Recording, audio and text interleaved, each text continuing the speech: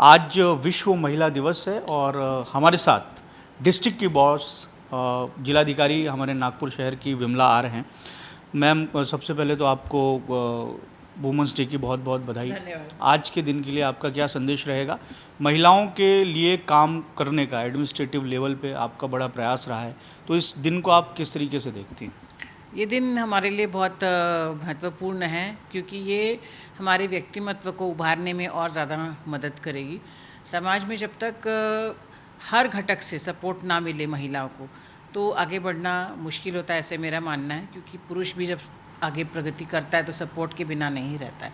इसलिए आज का दिन बहुत इम्पॉर्टेंट है क्योंकि इस जो हमें सपोर्ट की ज़रूरत है वो नज़र आती है।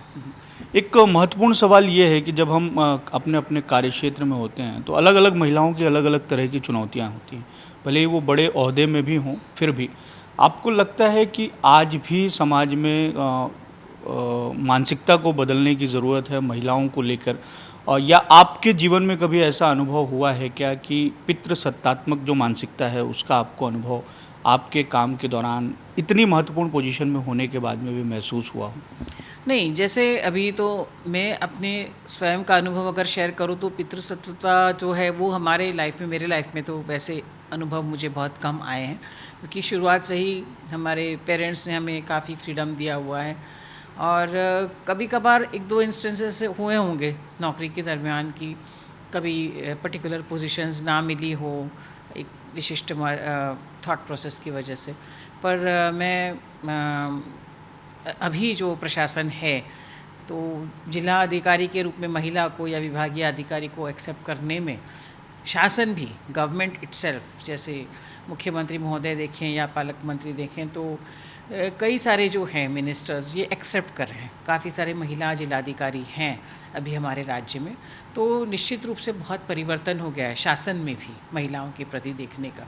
और ये एक बहुत पॉजिटिव साइन है कि जब उच्च पद जैसे चीफ सेक्रेटरी हो, एडिशनल चीफ सेक्रेटरी हमारी मैडम हो, तो इस टाइप का सपोर्ट हमें मिल रहा है और ये बहुत पॉजिटिव स्टेप है। आपने ग्रामीण भाग की महिलाओं के स्वावलंबन के लिए बहुत काम किया है, उम्मीद के माध्यम से काम किया है, जो राज्य सरकार की एक संस्था है और ग्रामीण भाग की महिलाओं के लिए काम करती है।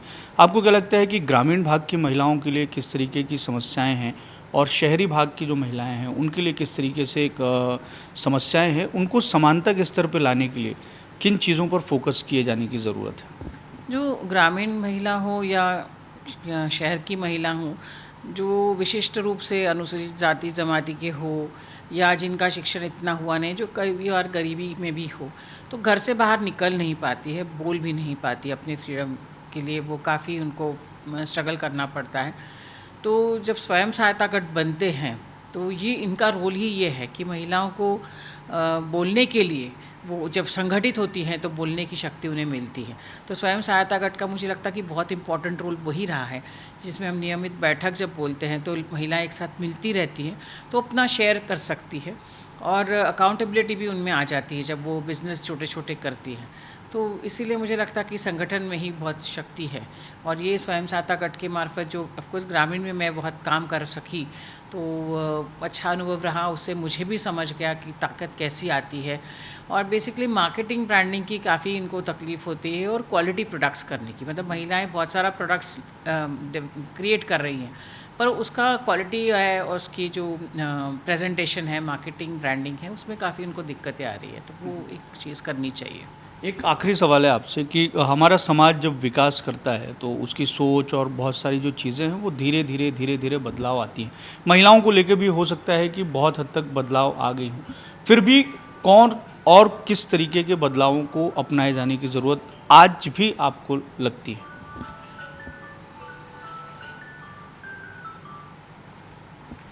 तो महिलाओं को बदलाव लाने के लिए तो मुझे लगता है कि हर घटक जो है पर्सन रिस्पॉन्सिबल है। पहले तो हमारे अपने आप की जो सोच है तो परिवार से ही शुरू होता है कि परिवार किस तरह से परवरिश करता है, लड़के और लड़की में फ़र्क करता है क्या। और अगर वहाँ पर कोई डिफरेंस ना हो तो आगे भी मुझे लगता है कि लड़कियाँ इसे ईजिली पार करती हैं। समाज में भी पुरुषों को देखो या महिलाओं को भी देखो तो कई बार डिफरेंसेस मेंटेन किए जाते हैं और जब वो डिफरेंस मन में रहते हैं तो अपने बिहेवियर पैटर्न्स में भी वो नज़र आते हैं। तो क्राइम की भी अगर बात करें तो ये जो डिज़ायर टू कंट्रोल और महिला शायद इक्वल नहीं है और उनके ऊपर अत्याचार करना या डोमेस्टिक वायलेंस के जो केसेस हैं, जो परित्यक्ता स्त्री है, इनका जो प्रॉब्लम है बेसिकली यही है कि एक सेक्शन उनको डोमिनेट करने की कोशिश करा है, जबकि समाज में या कॉन्स्टिट्यूशन में यही लिखा है कि हम दोनों इक्वल हैं। तो अगर हम लोग एक्सेप्ट कर लेते हैं, जिन्होंने भी एक्सेप्ट किया है उनके घर में परिवर्तन है, उनके फैमिलीज़ में परिवर्तन है, उनका ग्रोथ अच्छी तरह से हुआ है। और ये स्वयं सहायता गट में भी मैंने ऑब्ज़र्व किया कि शुरुआत में कई बार पति पसंद नहीं करते थे कि महिलाएं कुछ करें, पर उन्होंने रियलाइज़ किया कि इकोनॉमिक इंडिपेंडेंस होने से पूरा परिवार भी बदलता है, स्त्री की सोच बदलती है, बच्चों के सेहत बदलते हैं, बच्चों का एजुकेशन बदलता है, फिर वो उसको एक्सेप्ट करते हैं और खुश होते हैं कि हमारी वाइफ स्वयं सहायता गट में है। तो ये एक्सेप्टेंस जो है हमारे खुद की मन की बात है और ये उदारता होनी चाहिए कि हम लोग जब इक्वल हैं तो इक्वल समझे एक दूसरे को। तो ये उदारता किस में होनी चाहिए, समाज में, पुरुषों में? क्योंकि बहुत सारी कामकाजी महिलाओं का ये अनुभव रहा है उनके निजी जीवन में कि औरत या वुमन होने के नाते कहीं ना कहीं उन्हें वो सम्मान या वो चीज़ें नहीं मिल पाती हैं जो एक पुरुष हासिल करना चाहता है या उसको मिलती हैं। कई जगहों पर, कई क्षेत्रों में अब भी ये स्थिति है। नहीं, सोच तो दोनों में होनी चाहिए। हम ऐसा नहीं कहूँगी कि पुरुष का ही विचार होना चाहिए। तो जैसे मैं कह रही थी कि घर में भी, तो घर तो माता पिता से बनता है, तो अगर घर से ही ये अगर परवरिश हो, अब हमारे जनरेशन के मदर्स, अभी हमारे घर में तो वैसा नहीं था, पर कई बार मदर्स भी डिफरेंस करती कि लड़का एक अलग टाइप का काम करेगा, लड़की अलग करेगी। जैसे जेंडर कलर का है तो पिंक को हम लोग छोड़ ही नहीं पाते। महिलाओं से जो जुड़ा है पिंक और पुरुषों से जुड़ा है ब्लू, तो यही हम नहीं छोड़ पाते हैं। हमारे टॉयज़ लड़कियों की अलग होती है, लड़कों की अलग होती है।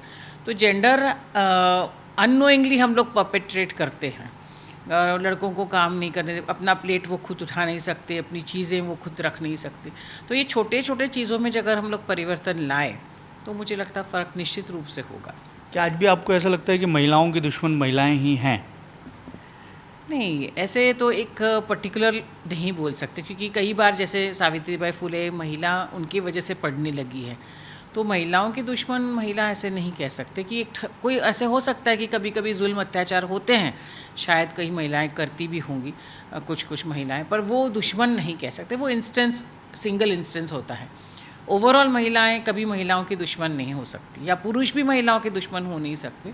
ये पर्टिकुलर लोग होते हैं जिनका माइंडसेट चेंज करना मुझे लगता है बहुत ज़रूरी है। पर अगर किसी घर में उस घर की महिला को या उस घर की लड़की को ये बार बार एहसास दिलाया जाए कि आप महिला हैं, आपका क्षेत्र ये है, आपको ऐसे रहना है, आपको ऐसे पहनना है, आपको ऐसा खाना है, समाज में आपको इस तरीके का व्यवहार करना है, तो ये जो सोच है ये तो घर की महिलाएं ही करती होंगी, तो महिलाओं को भी महिलाओं के प्रति अपनी सोच को बदले जाने की ज़रूरत आपको लगती है? या जिन घरों में ये सारी चीज़ें नहीं होती हैं, हम देखते हैं कि वहाँ की महिलाएं आज अपने आप को किसी और मुकाम पर रखती हैं बनिस्बत की जहाँ पर इस तरीके की सोच अब भी है। जैसे देखिए आपका सेंटेंस कैसे था, आपने कहा कि घर में जो भी काम करना है महिलाएं करती हैं, आपने ये नहीं कहा कि घर का पुरुष भी है और पुरुष भी ये कर सकता है। तो ये आपकी सोच भी आप देखिए कि आप सोच रहे हैं कि जिम्मेवारी किसकी है, महिला की है।